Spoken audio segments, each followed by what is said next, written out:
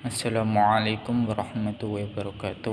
Kami dari kelompok 8 akan mempresentasikan hasil diskusi kami, yaitu pajak penghasilan badan berdasarkan pencatatan dan pembukuan. Anggota kelompok 8 yang pertama Hubi Miftahul Amin NIM 072, kedua Nuriska Afriani Sari NIM 084, yang ketiga Afrodita Nur Triamanda NIM 093. Pembahasan. Yang pertama, jelaskan pengertian pembukuan dan pencatatan. Kedua, apa saja ketentuan syarat umum pembukuan dan pencatatan. Tiga, sebutkan syarat-syarat penyelenggaraan pembukuan dan pencatatan. Empat, apa saja tujuan penyelenggaraan pembukuan dan pencatatan. Lima, sebutkan prinsip taat ayas. 6. Bagaimana pengecualian pembukuan dan pencatatan. 7. Bagaimana pembukuan dalam bahasa asing dan mata uang selain rupiah. 8. Jelaskan perubahan tahun buku dan metode pembukuan. 9. Bagaimana tempat penyimpanan buku atau catatan atau dokumen. 10. Sebutkan unsur-unsur dalam pembukuan. 11. Apa saja sanksi yang tidak menyelenggarakan pembukuan dan pencatatan. Selanjutnya, pengertian pembukuan dan pencatatan. Yang pertama, pembukuan. Pencatatan yang dilakukan secara teratur untuk mengumpulkan data dan informasi keuangan yang meliputi harta, kewajiban, modal penghasilan, dan biaya, serta jumlah harga perolehan dan penyerahan barang atau jasa yang ditutup dengan menyusun laporan keuangan berupa neraca dan laporan laba rugi untuk periode tahun pajak tersebut.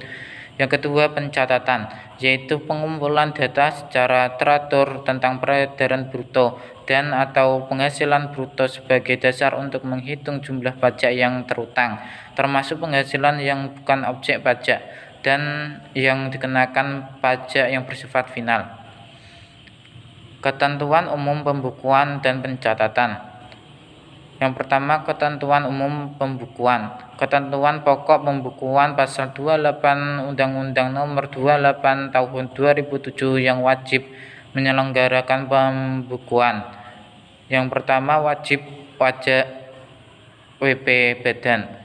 Kedua, wajib pajak orang pribadi yang melakukan kegiatan usaha atau pekerjaan bebas kecuali wajib pajak orang pribadi yang peredaran brutonya dalam 1 tahun kurang dari 4,8 miliar.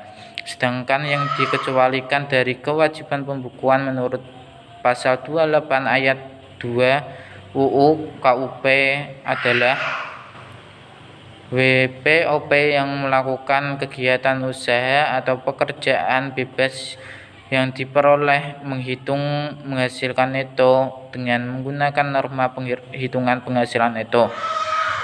2. WP yang tidak melakukan kegiatan usaha atau pekerjaan bebas. Kedua, ketentuan umum pencatatan. Adapun yang wajib menyelenggarakan pencatatan yaitu pertama, wajib pajak orang pribadi yang melakukan kegiatan atau usaha atau pekerjaan bebas dan peredaran brutonya dalam 1 tahun kurang dari 4,8 miliar dapat menghitung penghasilan neto dengan menggunakan norma perhitungan penghasilan neto dengan syarat memberitahukan ke Direktur Jenderal Pajak jangka waktu 3 bulan pertama dari tahun pajak yang bersangkutan. 2. Wajib orang pribadi yang tidak melakukan kegiatan atau pekerjaan bebas. Selanjutnya akan dilanjutkan oleh rekan saya. Selanjutnya, syarat-syarat penyelenggaraan pembukuan. Adapun syarat-syarat untuk menyelenggarakan pembukuan adalah sebagai berikut. Yang pertama, diselenggarakan dengan memperhatikan itikat baik yang mencerminkan keadaan atau kegiatan usaha yang dijalankan. Yang kedua, diselenggarakan di Indonesia dengan menggunakan huruf Latin, angka Arab, satuan mata uang rupiah, dan disusun dengan dalam bahasa Indonesia dalam bahasa asing yang diizinkan oleh Menteri Keuangan. Dan yang ketiga, diselenggarakan dengan prinsip taat asas dengan stelsel akrual atau stelsel kas.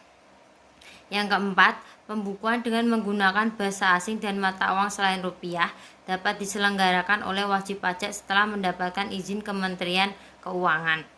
Yang kelima, perubahan terhadap metode pembukuan dan atau tahun baru harus mendapat persetujuan dari Direktur Jenderal Pajak.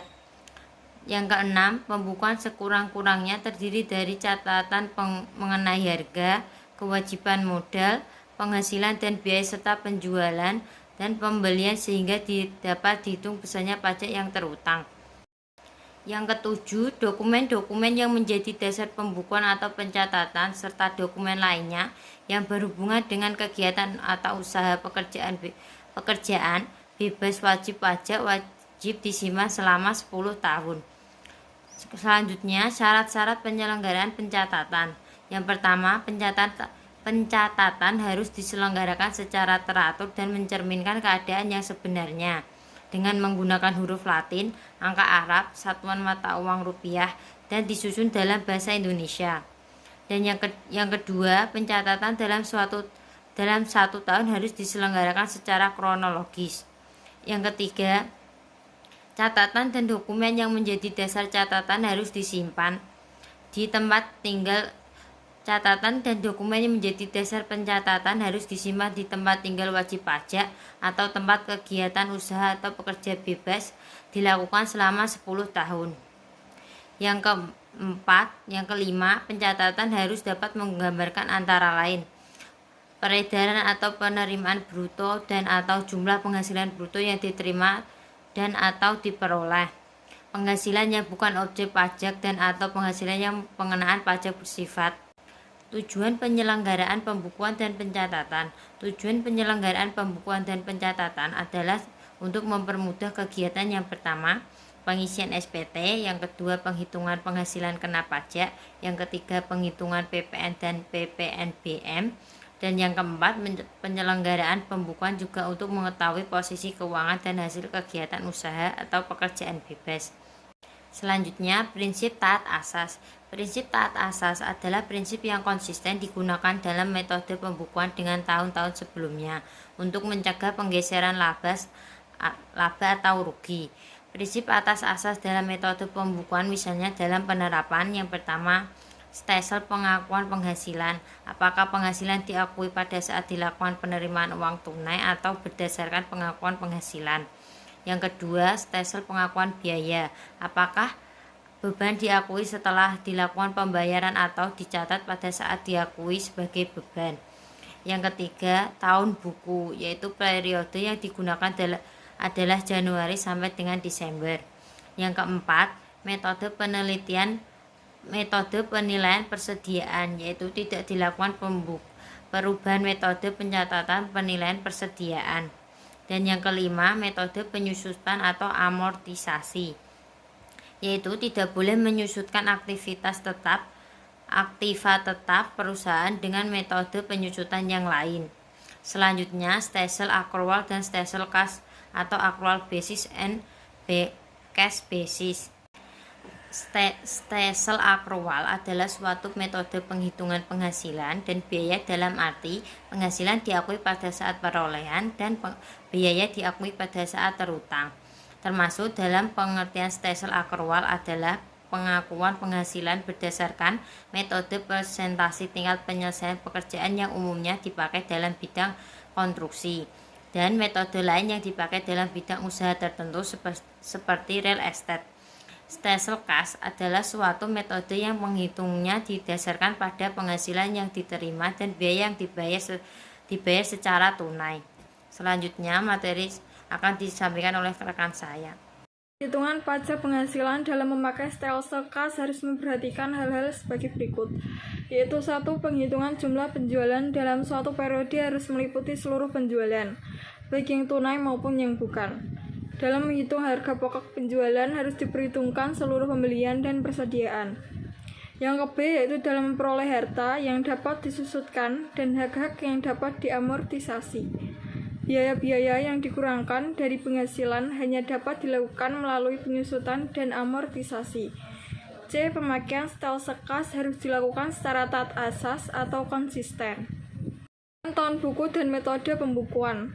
Pada dasarnya, metode pembukuan yang dianut harus taat asas, yaitu harus sama dengan tahun-tahun sebelumnya. Misalnya dalam hal penggunaan metode pengakuan penghasilan dan biaya atau metode kas atau akrual. Metode penyusutan aktiva tetap, dan metode penilaian persediaan. Perubahan metode pembukuan akan mengakibatkan perubahan dalam prinsip taat asas yang dapat meliputi perubahan metode dari kas ke akrual atau sebaliknya, atau perubahan penggunaan metode pengakuan penghasilan atau pengakuan biaya itu sendiri.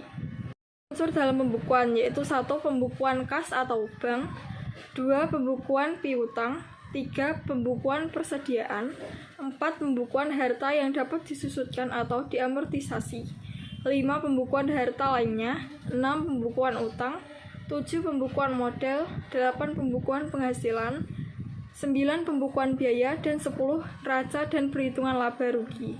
Bila tidak menyelenggarakan pencatatan dan pembukuan yaitu A. Sanksi kenaikan 50% atas WP wajib.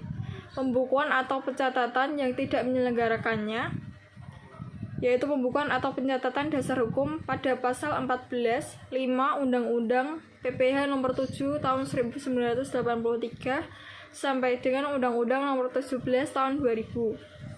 Kedua, pasal 13, 3 huruf A Undang-Undang KUP nomor 6 tahun 1983 sampai dengan Undang-Undang nomor 16 tahun 2000.